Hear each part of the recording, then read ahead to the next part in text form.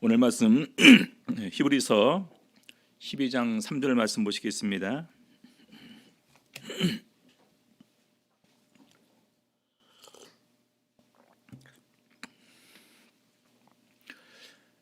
히브리서 12장 3절 같이 읽겠습니다. 너희가 피곤하여 낙심치 않기 위하여 죄인들의 이같이 자기에게 고약한 일을 참으신 자를 생각하라. 신앙의를 갖다가 우리 히브리서 기자는 경주로 이렇게 표현을 하고 있습니다. 히브리서 11장에서 믿음의 사람들은 어떤 신앙생활을 하였는가라는 부분을 좀 이렇게 설명을 하면서 먼저 이렇게 이제 크게 이제 네 가지로 이렇게 얘기를 합니다. 첫 번째는 우리들에게 허다한 증인이 있다. 1절의 내용이었죠. 12장 1절. 두 번째는 예수 그리스도를 바라보라 이렇게 얘기를 합니다.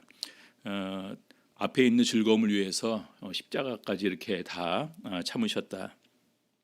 오늘 세 번째로는요, 예수 그리스도를 생각하라. 우리 다음 시간에는 이제 그 징계를 받을 때 우리가 다시 말해서 하나님께로부터 당하는 이런 고난과 또 징계, 환난을 당할 때 어떤 마음으로 받아들일 것이냐라는 부분을 이어서 얘기를 합니다. 오늘은 바로 이 세 번째 있는 내용, 예수를 생각하라 이렇게 얘기를 하고 있습니다. 우리 성도님들 이 세상에서 신앙생활 하면서 여러 가지 이제 그 일을 만날 수 있지만 그럴 때마다 우리가 누구를 생각하면서 우리가 이제 그 이겨낼 수 있는가라는 부분인데, 오늘은 그럴 때 예수를 생각하라 그렇게 얘기를 하고 있습니다. 근데 이 부분의 소리가 보통 세상에서 환난과 또 슬픔과 그다음에 어떤 절망을 당할 때 이런 부분일 때 얘기를 하는 것이 아니라, 신앙생활을 하다가 우리가 피곤하거나 신앙생활을 하다가 낙심하는 상황에 빠질 때, 그럴 때 예수 그리스도를 생각하라라는 것입니다. 먼저 우리가 피곤하여 이렇게 되어 있거든요. 피곤이라는 말은 언어로 캄노라는 말인데, 캄노 1차적인 그런 뜻은요, 일하다, 수고하다라는 말이 있습니다. 일하다, 수고하다.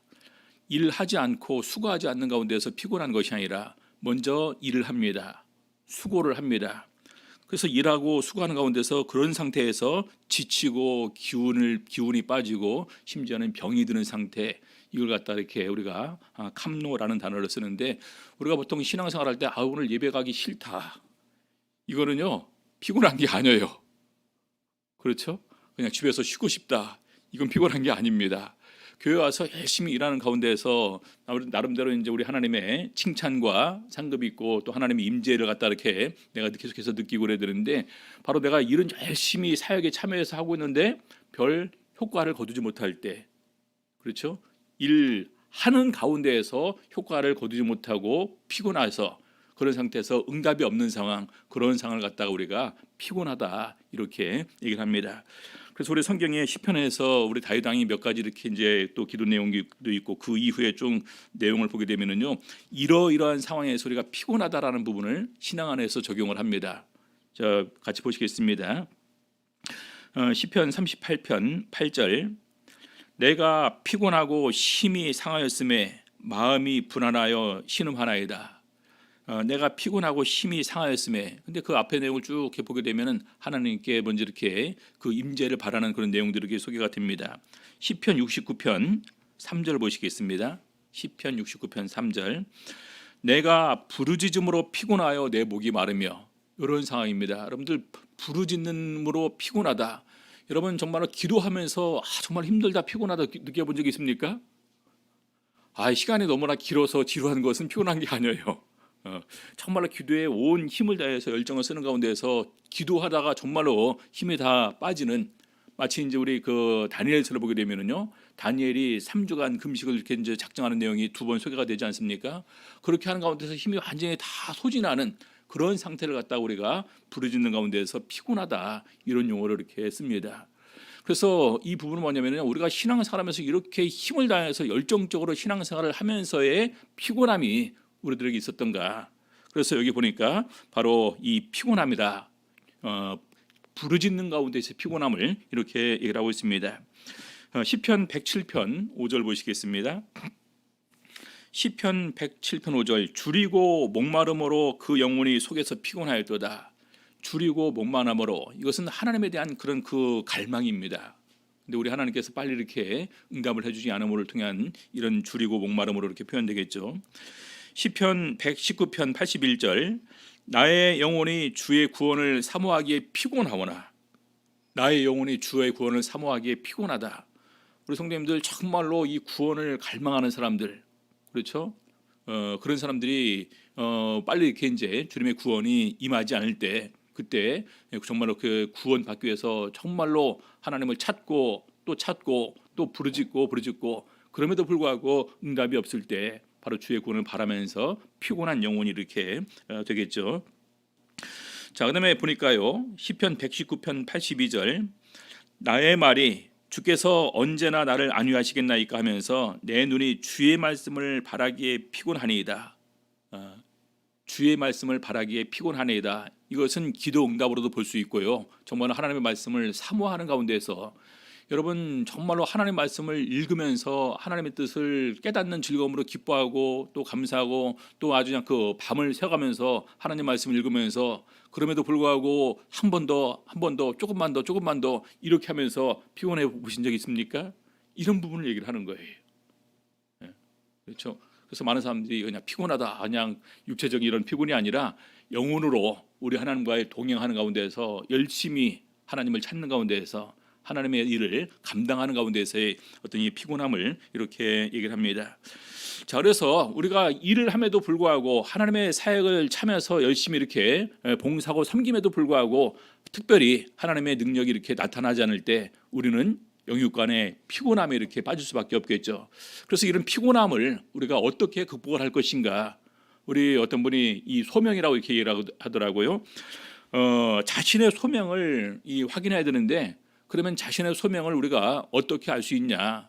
우리 성도님들 가장 기본적으로 세 가지 일에 대해서 우리가 항상 그런 마음이 유지하고 있으면은 이 사람은 소명을 확신하고 그 소명대로 살아가는 사람이다, 그렇게 얘기하는데요. 지금 내가 하는 일이 가장 귀한 일이다, 이 세상에서. 그렇죠? 예수 그리스도를 위해서 복음을 전하는 것, 예수 그리스도의 은혜를 증거하는 것이 가장 귀한 일이다. 두 번째는 이것이 가장 기쁜 일이다. 기쁨으로 하지 않게 되면은요, 우리 나중에 하다 보면 지쳐버립니다. 그러면 안 하려고 그래요. 대부분의 많은 사람들이 교회 사역에 열심히 참여하다가 지치면 어떻게 합니까? 저 안 할래요, 저 쉴래요. 왜 그럴까요? 결과적으로 이런 소명이 부족했기 때문이다라고 이렇게 얘기를 할 수가 있다는 것입니다. 그리고 세 번째는 이것이 가장 쉬운 일이다. 여러분, 내 힘으로 하면은 어려울 수밖에 없겠죠. 그런데 이 주의 일은요, 주님의 도우심으로 이 일을 하는 것입니다. 그래서 사실은 어떻게 보면 인간적으로 볼 때는 정말 힘들고 어려운 일이지만 이것이 제일 쉬운 일이다. 그래서 내가 정말로 소명을 확인하면서 일을 하느냐 안 하느냐를 이 세 가지를 통해서 확인할 수가 있다라는 것입니다. 근데 우리 성경을 보니까요, 바울 사도가 항상 이런 부분에서 자기 소명을 확인하는 가운데에서 더욱더 이런 자세를 했음을 우리는 발견하게 됩니다. 우리 사도행전 20장 24절부터 보시겠습니다. 24절, 사도행전 20장 24절. 나의 달려갈 길과 주 예수께 받은 사명 곧 하나님의 은혜의 복음 증거하는 일을 마치려 하면은 나의 생명을 조금도 귀한 것으로 여기지 아니하노라. 여러분, 이것이 가장 귀한 일이라는 거예요. 심지어는 내 생명보다도 더욱더 귀한 일이다. 그래서 이 은혜의 복음 증거하는 일을 마치려 하면은 내 생명을 조금도 귀한 것으로 여기지 아니하노라, 이렇게 증거를 합니다. 25절 보니까요, 보라 내가 너희 중에 왕래하여 하나님 나라를 전파했으나. 여러분, 이 하나님 나라를 전파한다는 것은요, 굉장히 기쁜 일입니다. 그렇죠? 우리가 이 세상 살아가는 가운데서 정말로 우리 모두에게 유익되는 이런 그 하나를 알게 되면은요, 얼마나 기뻐요. 내 주변 사람들에게 다 알려주지 않습니까? 이 기쁨을 같이 누리기 위해서. 그래서 이 세상 살아가는 가운데서 하나님 나라를 믿고 확신하는 가운데서 그 나라를 증거하는 것만큼 큰 기쁨이 어디 있냐. 그 다음에 27절 보니까요, 26절 27절, 그러므로 오늘 너희에게 증거하노니 모든 사람의 피에 대하여 내가 깨끗하니 이는 내가 꺼리지 않고 하나님의 뜻을 다 너희에게 전하였습니다. 바울 사도는 모든 사람의 피에 대해서 다 깨끗하다, 다시 말해서 모든 사람의 생명에 대해서 자기는 다 자기 할 바를 다 했기 때문에 거기에 대해서 자기 책임질 일이 이제는 없다라는 것입니다. 왜 그랬을까요? 이건 쉬운 일이에요. 하나님께서 나에게 주신 바대로 그것을 갖다가 다 증거하면 되는 것입니다. 자기 생각 전하는 게 아니에요. 그렇죠? 자기 말주변으로 전하는 건 아닙니다. 많은 부분에서 사도 바울이 고백하는 부분은 하나님의 성령이 나와 함께 하신 그 은혜로 증거한다. 많이 그러지 않습니까? 그래서 이것이 바울 사도에게는 쉬운 일이었다는 얘기겠죠. 그래서 우리가 보게 될 때 가장 귀한 일이냐, 가장 기쁘게 내가 하는 일이냐, 정말 가장 쉽게 주님의 주시는 능력과 은혜로 이 일을 하는 것, 바로 이것이 항상 소명을 확인하면서 하는 것이고, 이 소명이 우리 가운데 더욱더 큰 확신으로 자리 잡고 있을 때 우리는 피곤함을 물리칠 수가 있다, 그렇게 얘기를 하고 있습니다. 자, 두 번째는요, 낙심치 않기 위해라고 말하고 있습니다. 낙심치 않기 위해. 낙심한다는 것은 우리가 결과적으로 이렇게 신앙을 포기하는 부분까지 이렇게 가게 되는 상황을 말하고 있습니다. 근데 이 낙심이라는 단어가요, 원어로는 두 단어가 이렇게 복합된, 혼합된 두 단어입니다. 낙자가요 에클레이고 심이 이제 푸시케라는 말인데, 이 에클리오 같은 말은 뭐냐면은 풀어지다, 그다음에 느슨해지다, 뭐 지치다, 약해지다, 연약해지다, 이런 의미를 가지고 있습니다. 그리고 푸시케는 우리의 영혼, 목숨, 생명입니다. 다시 말해서 일을 하는 가운데서 낙심된다. 다시 말해서 우리 영혼과 목숨과 생명을 구하는 부분에 있어서 점점 지치고 풀어지고 연약해지고 나중에는 어떻게 될까요?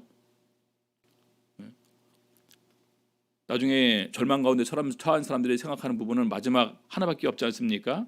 자포자기하면서 포기해버리고 마지막 그 사람이 취할 수 있는 최후의 수단을 선택하는 것이 우리 사람의 모습입니다.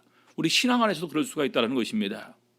이런 부분 때문에 신앙을 포기하거나 또 주를 위해서 사역하는 것 같다가 도중에 하차하거나 그만두고 딴 쪽으로 이렇게 가는 경우도 충분히 우리 사이에 이렇게 있을 수가 있다는 얘기겠죠. 자, 그래서 이런 상황이 왜 생기게 되느냐? 우리 구약 성경에 예를 들어서 이 부분을 얘기를 하고 있습니다. 왜 낙심하느냐?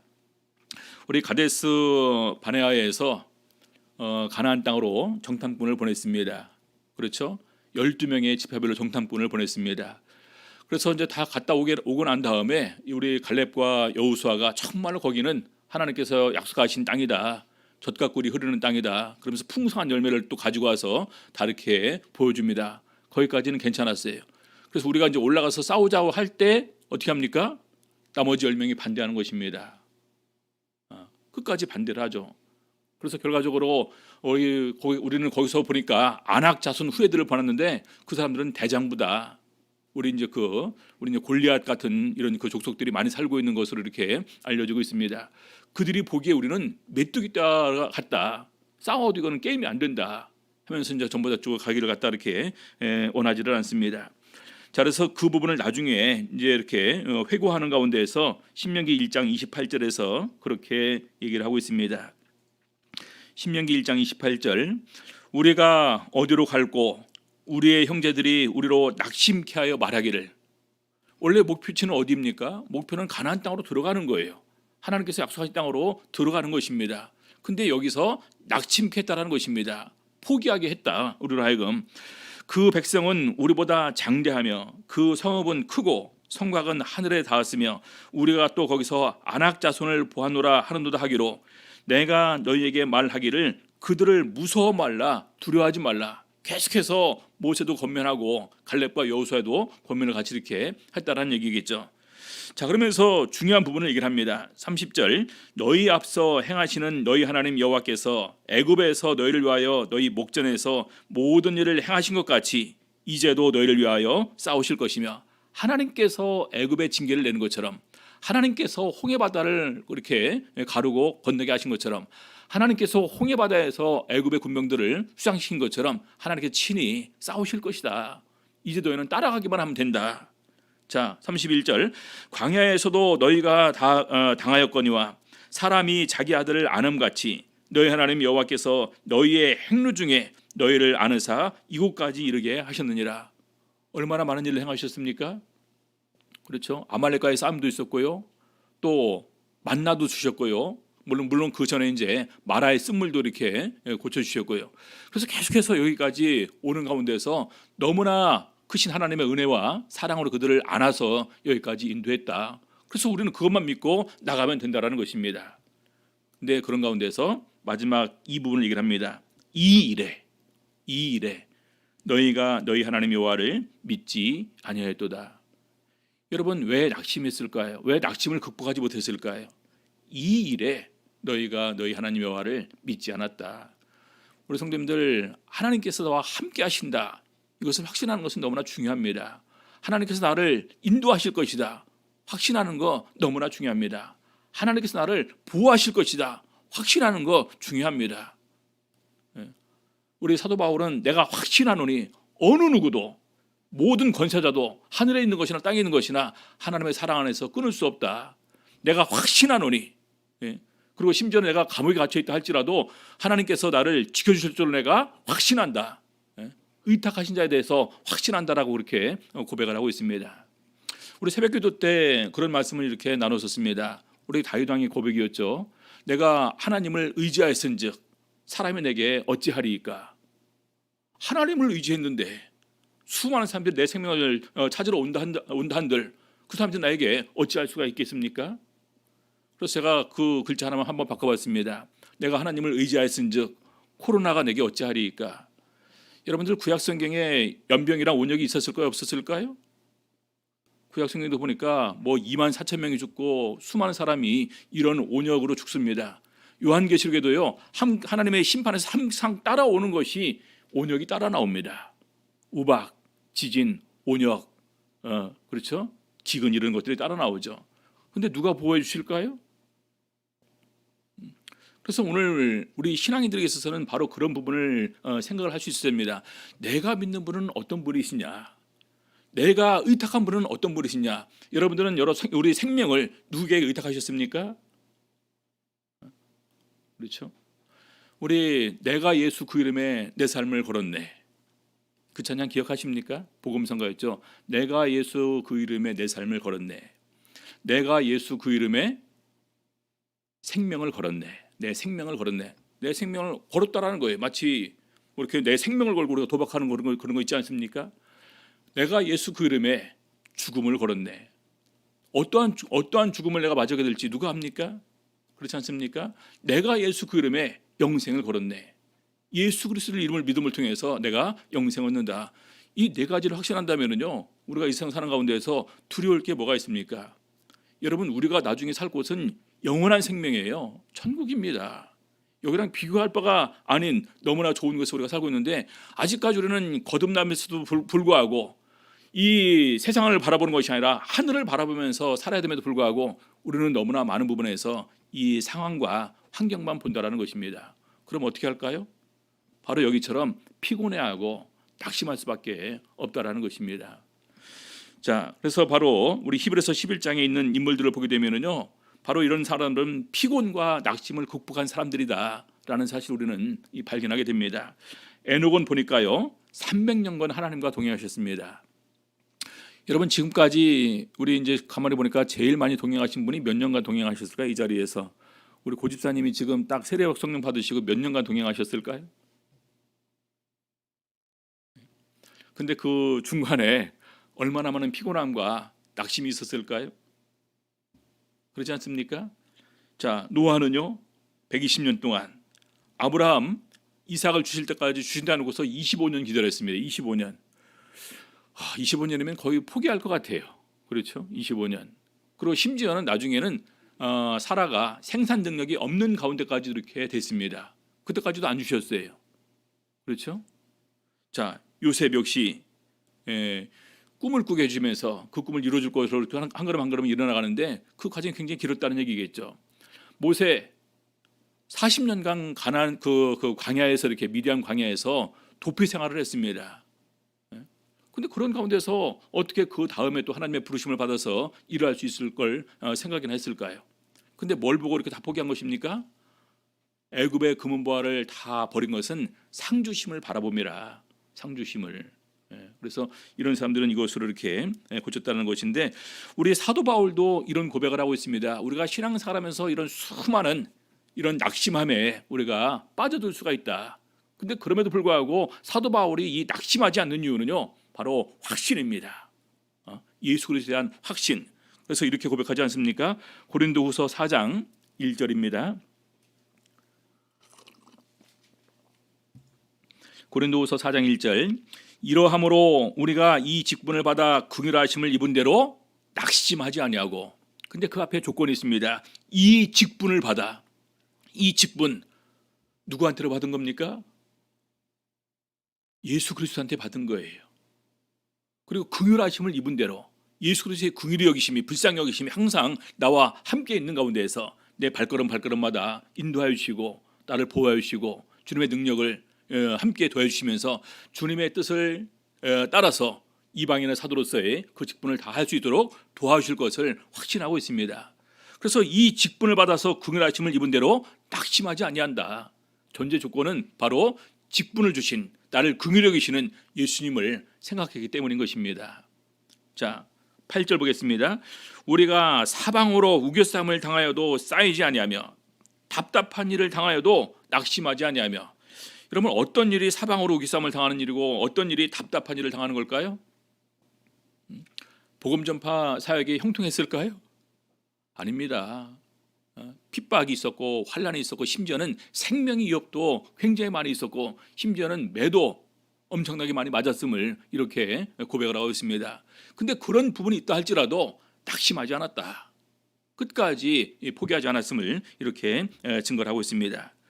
자, 16절. 그러므로 우리가 낙심하지 아니하노니, 그러므로 우리가 낙심하지 아니하노니 우리 겉사람은 후패하나 우리의 속은 날로 새롭도다. 우리 겉사람은 날로 이제 노화되지 않겠습니까? 그러죠? 어느 순간에 보니까 저도 얼굴이 참 깨끗했었는데 여기 이렇게 점들이 많이 생겼더라고요. 이렇게. 그래서 이게 참 이렇게 뭐 속은 상해도 어쩔 수 없는 건 아닙니까? 우리 손등이랑 이렇게 이제 보니까 예전에 제가 할머니 손을 만지면 쭉 당겼다가 이렇게 딱 났는데 저는 이게 안 당겨졌었거든요. 어느 순간 보니까 저도 이렇게 당겨지네 이제 이게. 이건 막을 수 없는 겁니다. 겉사람은 점점 이렇게 노화되는 거예요. 근데 우리의 속은 날로 새롭도다. 뭘로 가득 차 있기 때문에 가득 차 있냐? 소망으로 가득 차 있기 때문에. 영원한 생명과 천국의 소망이 있기 때문에 우리의 속은 오히려 그러면 그럴수록 날로 새롭다라는 것입니다. 우리 히브리서에 보게 되면 11장에 그들이 뭘 바라봤습니까? 하늘의 안식을 바라봤다. 여기 있는 것이 아니라 하늘의 안식을 바라보면서 신앙생활을 했음을 히브리서 11장에서 그들의 믿음을 이렇게 증거를 하고 있습니다. 그래서 그것을 믿는 사람들은 우리의 겉사람은 날로 후패하지만 우리의 속은 날로 오히려 더욱더 날로 새로운 존재가 됨을 이렇게 증거를 하는 것입니다. 자, 그러면서 바로 이런 부분에서 그래도 피곤하고 그래도 낙심이 될 때 누구를 생각하라고요? 예수 그리스도를 생각하라는 것입니다. 우리 성도님들 교회 생활하면서 힘들고 어려울 때, 교회 생활하면 다른 사람들과 이렇게 갈등이 생길 때, 그럴 때 참 마음속으로 그만두고 싶은 생각도 많이 있었으리라 생각됩니다. 근데 그럴 때 예수님 생각하라는 겁니다.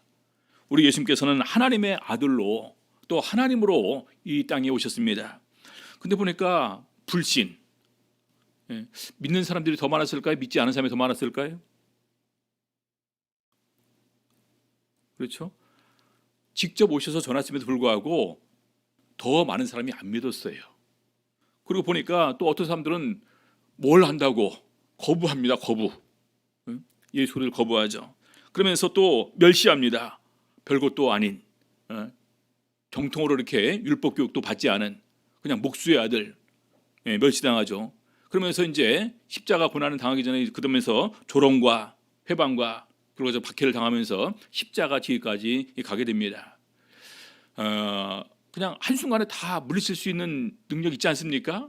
내가 직접 왔는데 니네가 내 말을 안 들어. 그러면 어떻게 합니까? 그냥 일거에 다 쓸어버릴 수 있습니다. 하나님께서 우리 이제 그 모세에게 십계명을 줄 때요, 밑에서는 금송아지를 만들어서 거기서 제사를 지내면서 춤추고 뛰놀고 있었다고 얘기를 했습니다. 뭐라고 말씀하십니까? 일순간에 저희들 갖다 내가 다 쓸어버리고 내가 모세 너로 인해서 새 민족을 이루게 해주겠다. 그렇게 충분히 할 수 있는 분이십니다.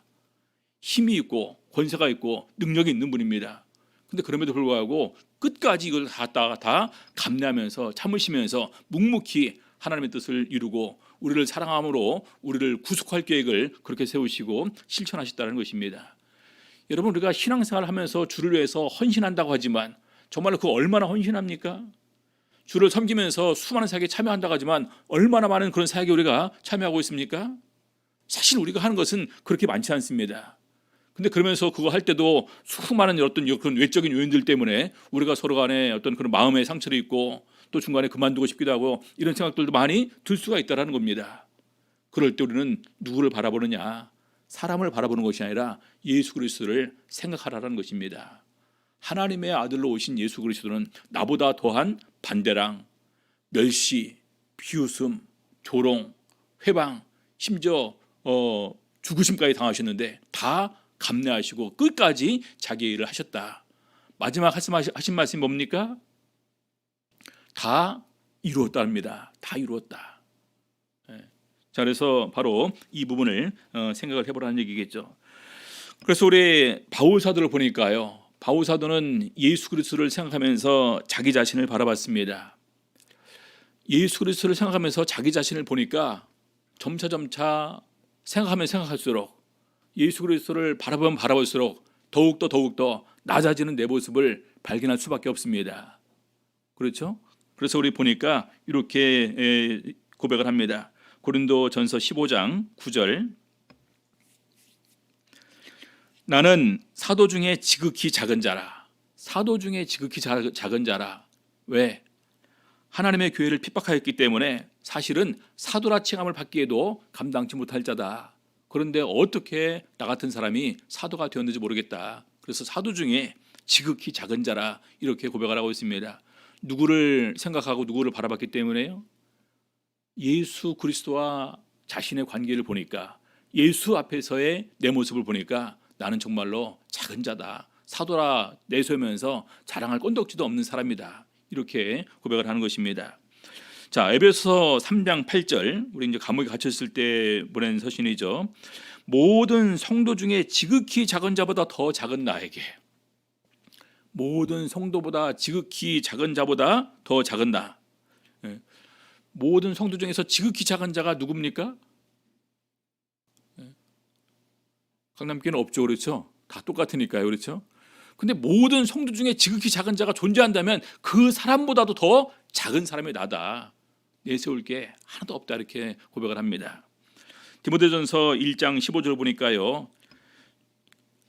미쁘다 모든 사람이 받을 만한 이 말이여, 그리스도 예수께서 죄인을 구원하시려고 세상에 임하셨다 하였도다. 그런데 죄인 중에 내가 괴순이라. 왜 그렇습니까? 그 앞에 보니까 전에 회방자고 핍박자였고 포행자이기 때문에 자기가 지은 죄를 보니까 모든 죄 지은 사람보다 내가 지은 죄가 제일 크더라. 그래서 죄인 중에 괴수다. 이렇게 고백을 하고 있습니다. 여러분, 예수 그리스도를 생각하면은요, 나 자신이 바로 보입니다. 나 자신이 바로 보이게 되면은요, 바로 다른 사람이 이렇게 보이고 그 형제를 사랑할 수 있는 마음을 이렇게 같이 이렇게 가지게 되는 것입니다. 그래서 예수님께서 나 같은 사람을 구원하시기 위해서 십자가까지 다 감내하셨는데 내가 뭐라고, 이런 생각을 가지게 되면은 더욱더 우리가 사도 바울처럼 낮아지는 가운데에서 더욱더 주님을 사랑하고 교회를 사랑하고 형제를 사랑하는 쪽으로 나갈 수가 있게 되는 것입니다. 우리 사도 바울은 그렇게 고백을 하죠. 내가 얼마나 너희를 생각하는지 하나님께서 내 증인 되신다. 몇 군데서 반복을 합니다. 왜 그럴까요? 진정으로 예수를 생각하고 자신을 바라볼 수 있는 사람이 있기 때문에 그렇게 고백을 하는 것입니다. 에베소 2장 11절 보니까요, 에베소 2장 11절, 그러므로 생각하라. 너희는 그때 육체로 이방인이요. 에베소 교회에 보이는 편지입니다. 그러므로 생각하라. 너희는 그때 육체로 이방인이요 손으로 육체에 행한 할례당이라 칭하는 자들에게 무할례당이라 칭함을 받는 자들이더라. 다시 말해서 이 세상 살아가게 될 때 하나님도 없고 소망도 없고 구원도 모르고 은혜가 뭔지도 모르고 그냥 살아가는 존재였었는데 어느 날 하나님의 크신 은혜로 말미암아 그들도 구원에 참여하게 되었다라는 것입니다. 그래서 항상 기억하라는 거예요. 내가 예수 그리스도를 알기 전에 내가 어떠한 존재였었는지, 지금 예수 그리스도를 알고 난 다음에 내가 지금은 어떠한 존재로 바뀌었는지, 이것은요 하늘과 땅 차이입니다. 그렇죠? 천지가 완전히 바뀐 거나 다름이 없는 거예요. 그래서 우리가 더욱더 이런 부분에서 기쁨과 감사함으로 우리가 신앙생활을 할 수 있는 저희들이 되어야 되겠습니다. 우리 기도하시겠습니다. 주일을 열심히 하는 가운데에서 우리가 피곤한 마음이 들어가게 될 때, 또 주를 위해서 열심히 사역에 참여하는 가운데 우리가 낙심할 되는 이런 상황이 생길 때 우리는 바로 예수를 생각하라. 제일 첫 번째는요, 우리에게 허다한 증인들이 많이 있다. 그리고 두 번째로는 예수 그리스도를 바라보라. 부끄러움과 이런 모든 것을 다 감내하셨다. 더욱더 큰 즐거움을 위해서.